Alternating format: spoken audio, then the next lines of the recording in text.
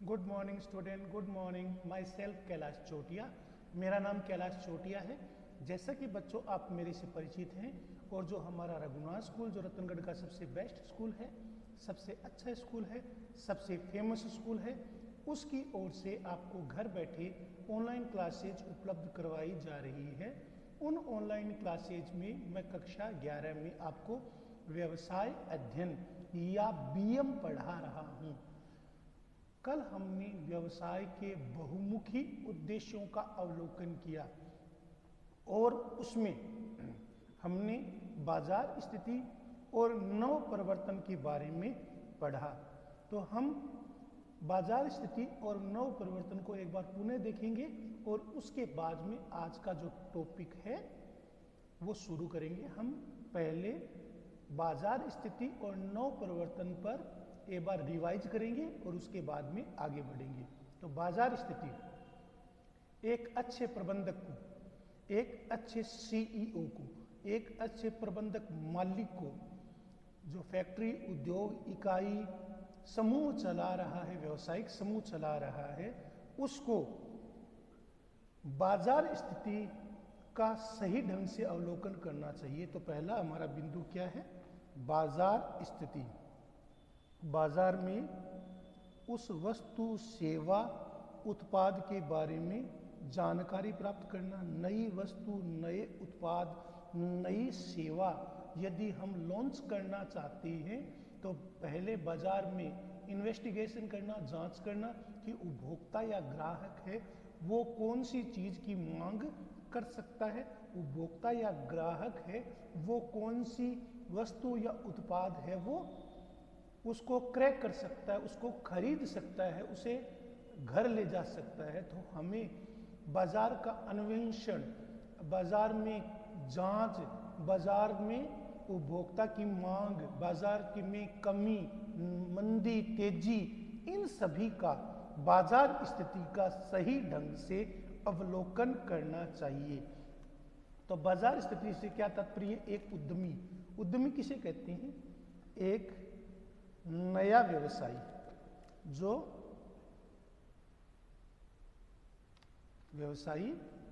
जो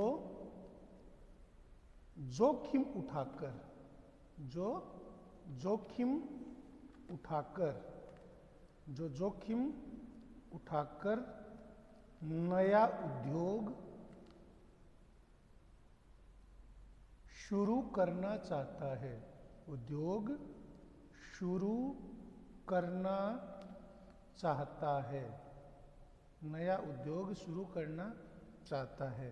तो बाजार स्थिति का अभिप्राय क्या है? एक नया व्यवसायी है जिसे हम उद्यमी कहते हैं। क्या कहते हैं? उद्यमी, उद्यम करने वाला, उद्यमी। अंग्रेजी में इसे एंटरप्रेन्योर कहते हैं, एंटरप्रेन्योर।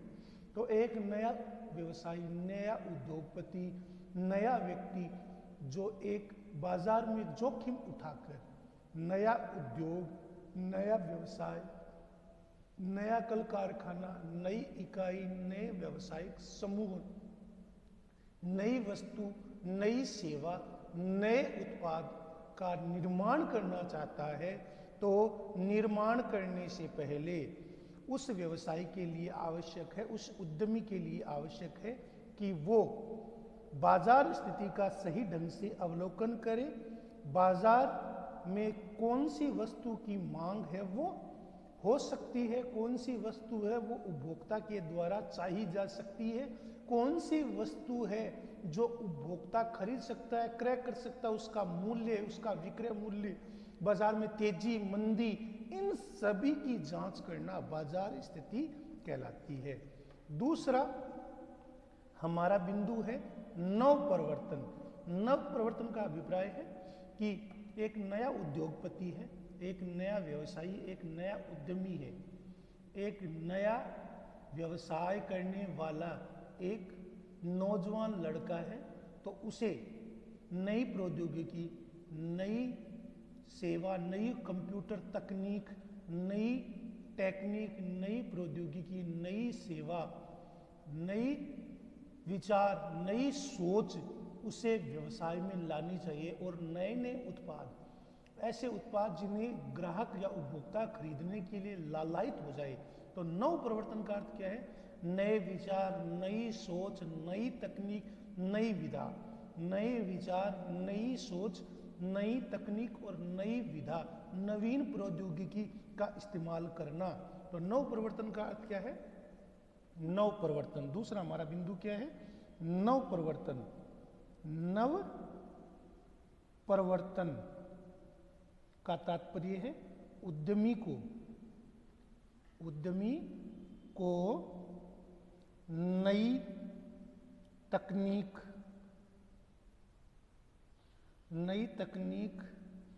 नई सेवा, नई प्रौद्योगिकी, नए विचार,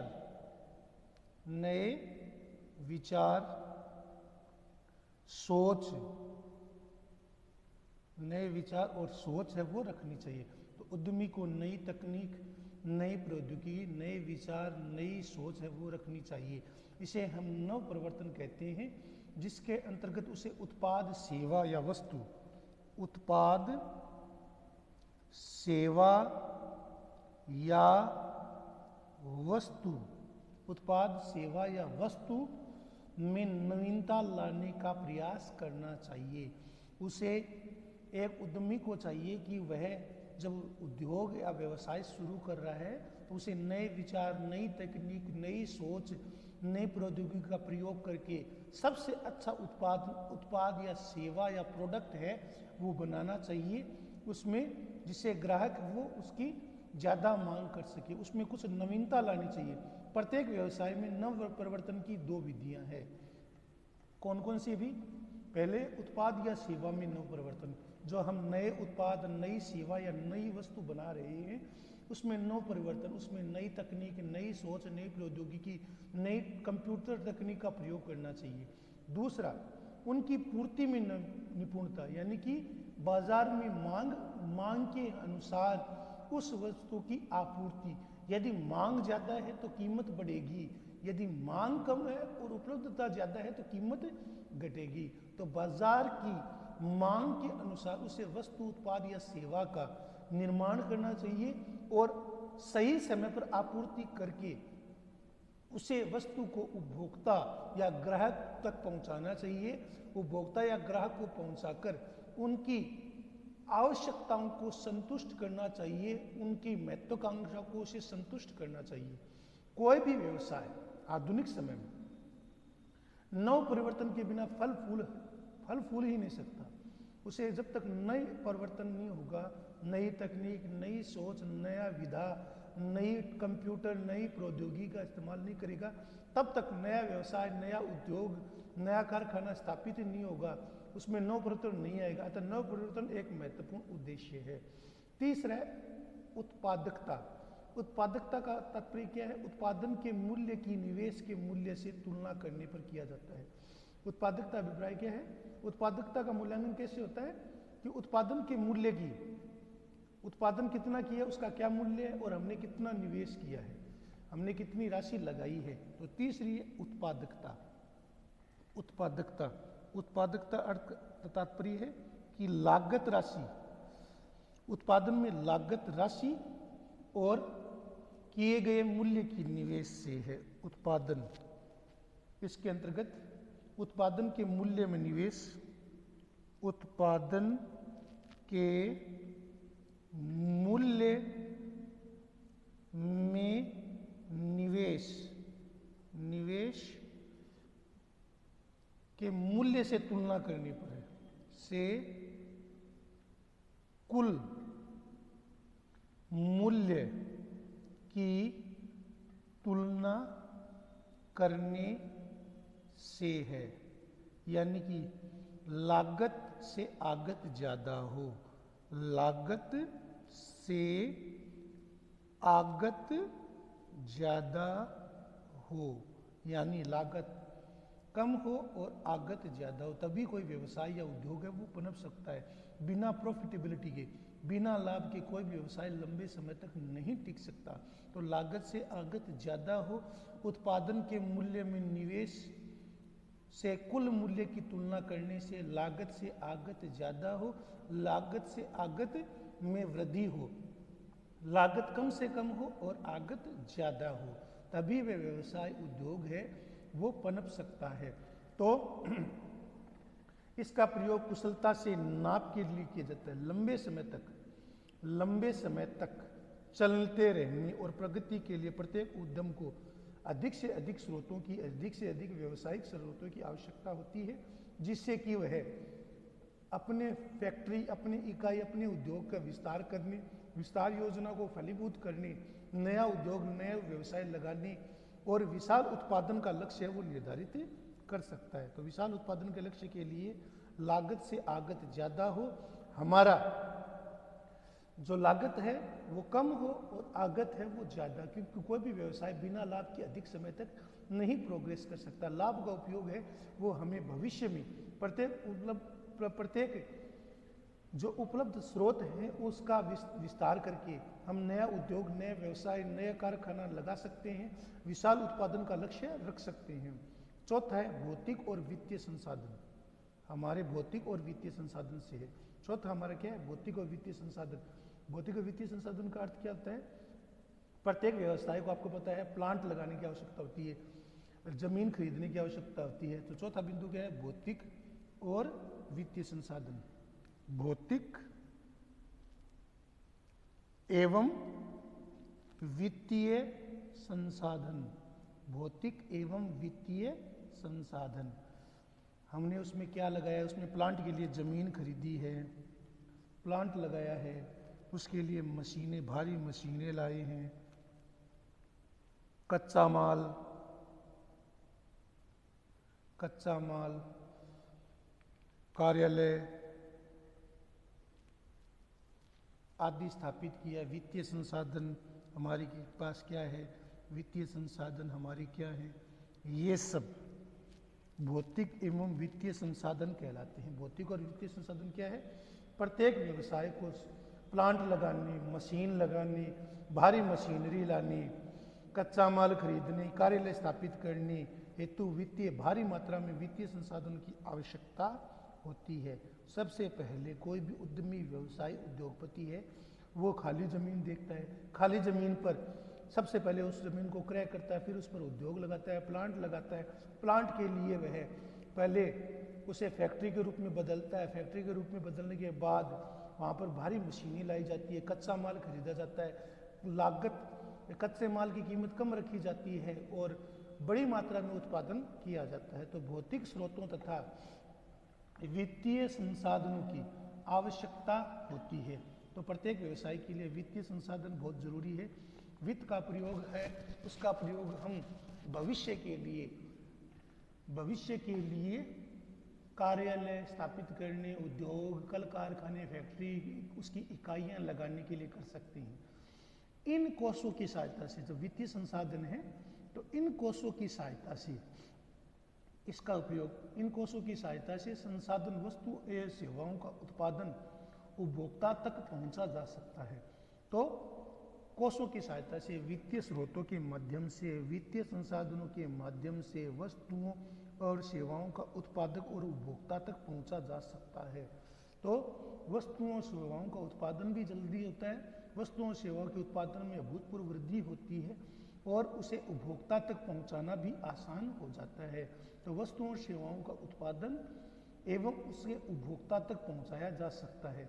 व्यवसायिक इकाइयों को इन स्रोतों को अपनी आवश्यकता, कोई भी व्यवसायिक इकाई है, उद्योग है, फैक्ट्री है, निगम है, कारखाना है, तो व्यवसायिक इकाइयों को अपने वित्तीय स्रोतों को अपनी आवश्यकता प्राप्त करके उनका दक्षतापूर्ण प्रयोग करना चाहिए। कोई भी उद्यमी, कोई भी व्यवसायी, कोई भी उद्योगपति है, कोई भी जो एंटरप्रेन्योर है, नया उद्यमी है, नया उद्योग, नया व्यवसाय, नया कारखाना लगाना चाहता है, नई वस्तु, नई सेवा को उपयोग करना चाहता है, तो अपने वित्तीय स्रोतों को ध्यान में रखना चाहिए और उसे अपनी क्षमता के अनुसार, अपनी योग्यता के अनुसार और प्रतिस्पर्धी वातावरण के अनुसार उसे खर्च करना चाहिए। सबसे महत्वपूर्ण बिंदु है लाभार्जन। कोई भी व्यवसाय, कोई भी उद्योग धंधा बिना प्रॉफिटेबिलिटी के नहीं चल सकता। कोई भी उद्योग, कोई भी व्यवसाय है वो बिना लाभार्जन बिना लाभार्जन के नहीं चल सकता, बिना लाभ के नहीं चल सकता, बिना प्रॉफिट के नहीं चल सकता। तो लाभार्जन, प्रॉफिट कमाना, लाभ प्राप्त करना बहुत आवश्यक है। लाभार्जन प्राप्त करना, लाभ कमाना, प्रॉफिट प्राप्त करना प्रत्येक व्यवसाय के लिए आवश्यक है। बिना लाभ के, जब लागत से अगर आगत जब तक ज़्यादा नहीं होगी तो कोई भी उद्योग है वो प्रॉफिटेबिलिटी में, लाभार्जन में नहीं आएगा। और जब लाभ प्राप्त नहीं होगा तो हम उसे व्यवसाय की श्रेणी में नहीं रह सकते। लाभार्जन से तात्पर्य क्या है? लागत में कमी, लागत में कमी एवं लाभ में वृद्धि। लागत में कमी हो और आगत में बढ़ोतरी हो। लाभ में वृद्धि का अर्थ होता है आगत ज्यादा हो, आगत ज्यादा हो, लागत कम से कम हो और आगत ज्यादा से ज्यादा हो। तो लागत में कमी एवं लाभ में वृद्धि, आगत ज्यादा हो, लागत में कमी हो और लाभ में वृद्धि यानी आगत ज्यादा हो। जैसा मैंने कहा बच्चों, लाभार्जन, कोई भी व्यवसाय है वो बिना लाभ के चल ही नहीं सकता। तो लाभार्जन से तात्पर्य क्या है कि विनियोजित पूंजी पर लाभार्जन से है। विनियोजित, जितनी पूंजी उससे लगाई हमने उससे ज्यादा की हमें प्राप्ति हो। प्रत्येक व्यवसाय का मुख्य उद्देश्य है कि व्यवसाय कोई सेवा नहीं है, कोई सेवा कार्य, कोई धर्मशाला, कोई प्याऊ नहीं है। व्यवसाय का उद्देश्य ही लाभ कमाना होता है। सबसे प्रमुख उद्देश्य क्या होता है? लाभ कमाना होता है। लाभ हमेशा सबसे प्रमुख होता है। इसलिए लाभ का मतलब ये नहीं कि हम लागत इतने कम कर दें कि घटिया क्वालिटी की वस्तु, सेवा, उत्पाद का निर्माण करना शुरू कर दें। हमारी वस्तु की क्वालिटी, उसकी क्वांटिटी ज़्यादा अच्छी हो, लागत में कमी हो और प्रॉफिट अच्छा हो। अच्छा का मतलब ये नहीं कि हम दुगना तिगुना 5 गुना प्रॉफिट वसूल करना शुरू कर दें। तो लाभ किसी भी व्यवसाय की सफलता के लिए, किसी भी व्यवसाय के टिके रहने के लिए, किसी भी व्यवसाय के जीवित रहने के लिए सबसे अधिक आवश्यक है। तो लाभार्जन से तात्पर्य है कि विनियोजित पूंजी, विनियोजित क्या है? इसका मतलब हमने जो निवेश किया है, हमने जो पूंजी लगाई है, जो लिक्विडिटी या लिक्विड जो मुद्रा लगाई है, उससे लाभार्जन से है। प्रत्येक व्यवसाय का एक मुख्य उद्देश्य क्या होता है? लाभ कमाना होता है। लाभ व्यवसाय की सफलता का एक सुदृढ़ परीक्षण है। यदि लाभ हो रहा है तो व्यवसाय सफल है। वो व्यवसाय लाभ कमाने से उस व्यवसायी, उस उद्योगपति, उस उद्यमी की प्रतिष्ठा समाज में बढ़ती है। उसका पैसा, उसके पास यदि करोड़ों अरबों रुपए है तो उसकी समाज में प्रतिष्ठा, उसकी इज्जत है, उसका गौरव है समाज में। वो उद्यमी सफल कहलाता है। प्रबंध अगला है, छठा बिंदु है प्रबंध, निष्पादन एवं विकास। प्रबंध, निष्पादन एवं विकास। प्रबंध, निष्पादन, निष्पादन एवं विकास। प्रबंध, निष्पादन एवं विकास अच्छा हो, कुशल हो। प्रबंधन का निष्पादन अच्छा हो, कुशल हो एवं विकास अच्छा हो। इसका अभिप्राय क्या है? नया उद्यमी जो नया उद्योग, नया व्यवसाय, नया कल कारखाना स्थापित कर रहा है, तो प्रत्येक उद्यमी की अपने प्रबंधक से ही अपनी यह अपेक्षा रहती है, प्रत्येक उद्यम की अपने प्रबंधक से यह अपेक्षा रहती है कि वह व्यवसायिक क्रिया में उचित आचार विचार स्थापित करे, उचित नियमों का सम्मान करे। तो प्रत्येक जो व्यवसाय होता है उसमें उद्यमी से अपेक्षा की जाती है कि वह अपने उद्यम, अपनी इकाई, अपनी फैक्ट्री, अपने कल कारखाने, अपने उद्योग में जो व्यवसाय के काम आने वाले जो आचार संहिता है, कोड ऑफ कंडक्ट है, उसका उचित समावेश करे, उसे शामिल करे। अतः प्रबंधक निष्पादन और विकास की एक महत्वपूर्ण उद्देश्य है। प्रबंधन निष्पादन यानी जो प्रबंधकीय जो नियम है, आचरण है, जो कोड ऑफ कंडक्ट है, उन आचार संहिता का सही ढंग से पालन किया जाए। उस आचार संहिता, उचित आचार संहिता, उचित कोड ऑफ कंडक्ट जो व्यापार के प्रबंधन के नियम है, जो प्रबंधन के जो नियम है, जो प्रबंधन के नियम है, उनका एक आचार संहिता हो, एक आचार संहिता या कोड ऑफ कंडक्ट हो, जिसका प्रबंधक को पालन करना चाहिए, प्रबंधक के लिए आवश्यक है, प्रबंधक के लिए ये आवश्यक है, यह आवश्यक है कि वह जो आचार संहिता है, प्रबंधन के लिए जो नियम बनाए गए हैं उनका सही ढंग से पालन करे। तो प्रबंधन, निष्पादन और विकास, प्रबंधन के लिए जो नियम है, आचार है, आचार संहिता का अर्थ क्या है, प्रबंधन के लिए जो आवश्यक है कि वो जो कोड ऑफ कंडक्ट आचार संहिता है, उस कोड ऑफ कंडक्ट और आचार संहिता का सही ढंग से पालन करे। तो प्रबंधन, निष्पादन और विकास के लिए आवश्यक क्या है कि जो प्रबंधन निष्पादन के लिए जो नियम बने हुए हैं, प्रबंधन के लिए जो आवश्यक नियम है, कोड ऑफ कंडक्ट है, उनमें सामंजस्य रखे। इसके लिए उद्यमों को सक्रिय रूप से कार्य करना चाहिए। उद्यमियों को, जो उद्यम है और जो एंटरप्रेन्योर उद्यमी है, एंटरप्रेन्योरशिप का अर्थ होता है उद्यमिता और एंटरप्रेन्योर का अर्थ होता है उद्यमी। तो उद्यमों, जो उद्यमी है, जो उद्यम है यानी जो व्यवसाय है, जो इकाई है, जो उद्योग है, जो फैक्ट्री है, उनमें उसे सक्रियता रूप से काम करना चाहिए। कर्मचारी निष्पादन एवं मनोवृत्ति, कर्मचारी निष्पादन एवं मनोवृत्ति। तो सातवां हमारा बिंदु क्या है, कर्मचारियों का उचित निष्पादन, कर्मचारी निष्पादन, कर्मचारी निष्पादन एवं मनोवृत्ति, एवं मनोवृत्ति, कर्मचारी निष्पादन एवं मनोवृत्ति। तो किसी भी व्यवसाय, उत्पादन तथा लाभार्जन क्षमता में योगदान की मात्रा कर्मचारियों के निष्पादन और उसकी मनोवृत्ति को निर्धारित करती है। तो किसी भी व्यवसाय में उत्पादकता और किसी भी व्यवसाय की जो उत्पादकता है, यानी प्रोडक्ट कितना बन रहा है और कितना प्रॉफिट हो रहा है, ये उसमें लागत कितनी हो रही है और लाभ कितना हो रहा है, ये सब का सब वहाँ पर काम करने वाले जो कर्मचारी है, श्रमिक है, जो कर्मचारी हैं और जो श्रमिक है, उनकी मनोवृत्ति पर, उनकी क्षमता पर, उनकी योग्यता, उनकी दक्षता पर निर्भर करता है। तो योगदान की मात्रा कर्मचारियों के द्वारा निष्पादन और उनकी मनोवृत्ति पर निर्धारित करता है। प्रत्येक व्यवसाय का कर्मचारियों द्वारा दिए गए कार्यों में सुधार लाना और कर्मचारियों के प्रति सकारात्मक व्यवहार का आश्वासन देने का प्रयास करना चाहिए। तो प्रत्येक व्यवसाय को क्या करना चाहिए, अपने कर्मचारियों का सही ढंग से, कर्मचारियों द्वारा किए गए कार्यों में सुधार करना चाहिए, श्रमिकों द्वारा किए गए कार्यों में उसको मोटिवेट करना चाहिए, उनको प्रेरित करना चाहिए, अभिप्रेरित करना चाहिए, मोटिवेशन करना चाहिए, उन्हें महंगाई भत्ते, अन्य सुविधाएं देनी चाहिए, उनके सुख दुख का जो व्यवसायिक क्रियाओं से अलग जो गैर व्यवसायिक क्रिया, उनके अंतर्गत भी उनका ध्यान रखना चाहिए। तो कर्मचारियों के प्रति हमारे सकारात्मक व्यवहार हो, कर्मचारियों के प्रति सकारात्मकता और मित्रवत व्यवहार हो। मित्रवत व्यवहार है वो किसी भी व्यवसाय को आगे बढ़ाने, तो उनके प्रति सकारात्मक, कर्मचारी और श्रमिकों के प्रति प्रबंधक को सकारात्मक रहना चाहिए और मित्रवत व्यवहार करना चाहिए।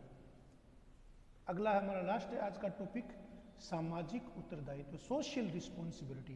क्योंकि कोई भी व्यवसायी, कोई भी उद्यमी, सामाजिक उत्तरदायित्व, तो कोई भी उद्यमी है उसे अपने सामाजिक जो उत्तरदायित्व है, जो सामाजिक उत्तरदायित्व है, उनका सही ढंग से पालन करना चाहिए। कोई उद्यमी, कोई व्यवसायी वो समाज से ही लाभ कमाता है, तो उसे सामाजिक दृष्टि से, जैसा कि उद्यमिता वाले अध्याय में हमारा जो 12वें अध्याय नंबर 14 है, उद्यमी का या उद्यमिता का सामाजिक उत्तरदायित्व, CSR, कोऑपरेटिव सोशल रिस्पॉन्सिबिलिटी, निगमीय सामाजिक उत्तरदायित्व। क्योंकि कोई भी उद्यमी व्यवसायी है, फैक्ट्री लगाने वाला, उद्योग लगाने, व्यवसाय लगाने वाला, कारखाना लगाने वाला, जो कोई भी उद्यमी व्यवसायी है वो समाज से ही उत्पादन करता है, समाज से ही उत्पादन करता है। तो समाज के प्रति उसका कुछ उत्तरदायित्व है, तो उसे अपने लाभ का कुछ प्रतिशत, लाभ का एक हिस्सा, लाभ का एक हिस्सा, अपने लाभ का एक हिस्सा, अपने लाभ का एक हिस्सा उसे समाज के लिए व्यय करना चाहिए, समाज के लिए व्यय करना चाहिए, समाज के लिए उसे खर्च करना चाहिए, व्यय करना चाहिए। तो प्रत्येक उद्यमी का, प्रत्येक व्यवसायी का ये दायित्व है कि वह अपने लाभ का एक हिस्सा वो समाज के लिए व्यय करे, उसे समाज के लिए खर्च करे। तो सामाजिक उत्तरदायित्व का अभिप्राय क्या है? लाभ का एक हिस्सा प्रत्येक उद्यमी, प्रत्येक व्यवसायी, प्रत्येक कल कारखाना, प्रत्येक फैक्ट्री लगाने वाले का दायित्व है कि जो लाभ कमाया है वो लाभ समाज से कमाया है। तो उस जहाँ पर उसकी फैक्ट्री है, इकाई है, उद्योग है, वहाँ के स्थानीय समुदाय के प्रति उसके कुछ दायित्व हैं। उसे अपने लाभ का एक हिस्सा CSR, कोऑपरेटिव सोशल रिस्पॉन्सिबिलिटी, इसे अंग्रेजी में कहती है CSR, कोऑपरेटिव सोशल रिस्पॉन्सिबिलिटी, निगमीय सामाजिक उत्तरदायित्व CSR, जिसके तहत उसे समाज के लिए अपने लाभ का कुछ हिस्सा खर्च करना चाहिए। तो सामाजिक उत्तरदायित्व, सामाजिक उत्तरदायित्व से तात्पर्य क्या है? व्यावसायिक फर्म है, जो भी व्यावसायिक फर्म है, ये जो व्यावसायिक इकाई है, उद्योग है, फैक्ट्री है, कारखाना है, उसको ये चाहिए कि वह समाज के लिए कुछ ना कुछ खर्च करे, समाज के लिए स्रोत जुटाए और समाज के लिए उसे खर्च करे। अतः व्यावसायिक उपक्रम का विभिन्न समुदायों के लिए अपने उसके प्रति उसका कुछ उत्तरदायित्व है और उसे उसके लिए समृद्धि के लिए अग्रसर रहना चाहिए। तो उसके समाज के लिए प्रति उसका कुछ उत्तरदायित्व, कुछ उसकी भूमिका है, समाज के प्रति अपनी भूमिका को निभाना चाहिए। सामाजिक उत्तरदायित्व के तहत एक व्यावसायिक समूह को, एक व्यावसायिक फर्म को समाज के प्रति अपने कर्तव्यों को CSR, cooperative social responsibility, CSR के तहत उसे खर्च करनी चाहिए। CSR के तहत उसे समाज की समस्याओं का गंभीर, उसे CSR, cooperative social responsibility, CSR, cooperative social responsibility के तहत उसे समाज के लिए अपने लाभ का कुछ हिस्सा समाज की समस्याओं को निदान करने, समाज की सेवा, लोगों को रोजगार प्रदान करने में खर्च करना चाहिए। समाज के लिए उसे कुछ ना कुछ करना चाहिए, क्योंकि समाज से प्राप्त करता है तो उसकी भी जिम्मेदारी कि समाज के लिए कुछ ना कुछ करे। तो मैंने आज आपको ये 8 पॉइंट आपको बच्चों बता दिए हैं। इनको आपको सभी को आपको अंडरलाइन करना है। ये आपका होमवर्क है, जितना मैंने आपको अंडरलाइन कराया उसको आपको लिखना है। इनको पॉइंट टू पॉइंट लिखना है, ये लिखना है, याद करना है, ये आपका होमवर्क है। धन्यवाद।